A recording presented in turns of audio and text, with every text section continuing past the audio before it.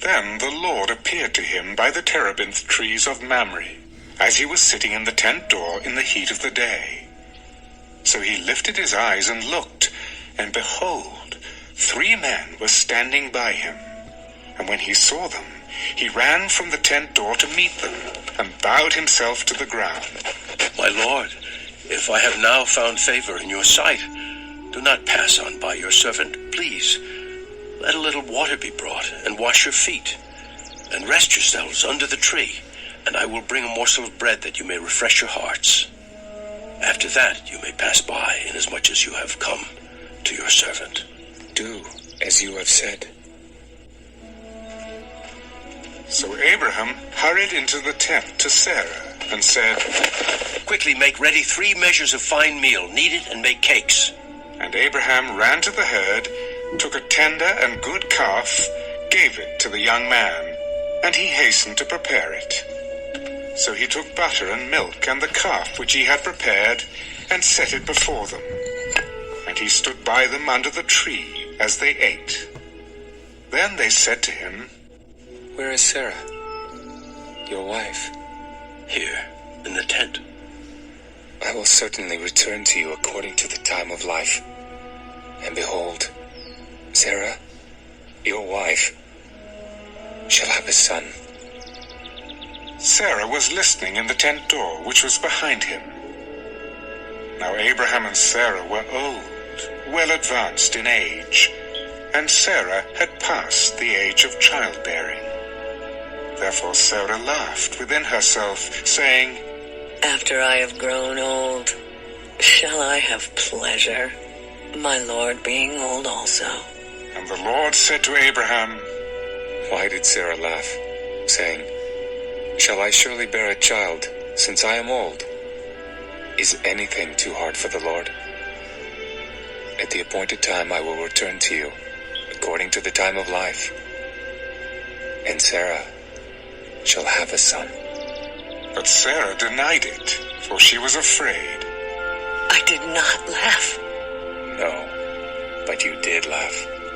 Then the men rose from there, and looked towards Sodom.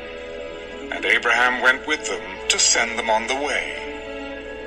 And the Lord said, Shall I hide from Abraham what I am doing? Since Abraham shall surely become a great and mighty nation, and all the nations of the earth shall be blessed in him. For I have known him, in order that he may command his children and his household after him, that they keep the way of the Lord to do righteousness and justice, that the Lord may bring to Abraham what he has spoken to him. Because the outcry against Sodom and Gomorrah is great, and because their sin is very grave, I will go down now and see whether they have done altogether according to the outcry against it that has come to me. And if not, I will know. Then the men turned away from there, and went toward Sodom. But Abraham still stood before the Lord, and Abraham came near. Would you also destroy the righteous with the wicked?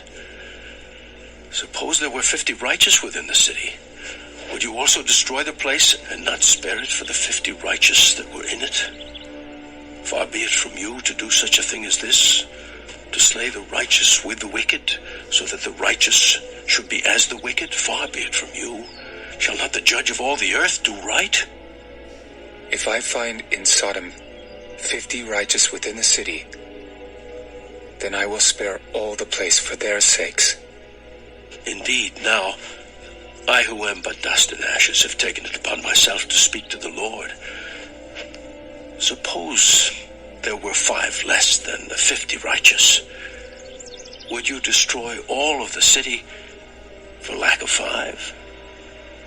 If I find there 45, I will not destroy it.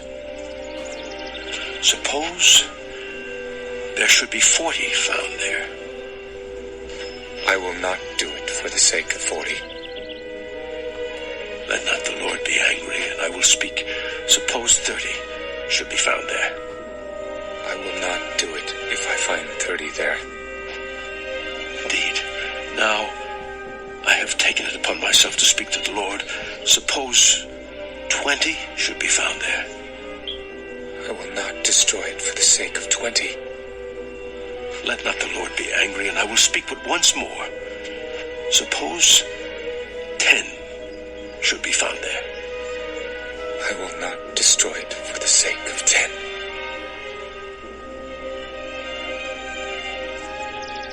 So the Lord went his way as soon as he had finished speaking with Abraham. And Abraham returned to his place.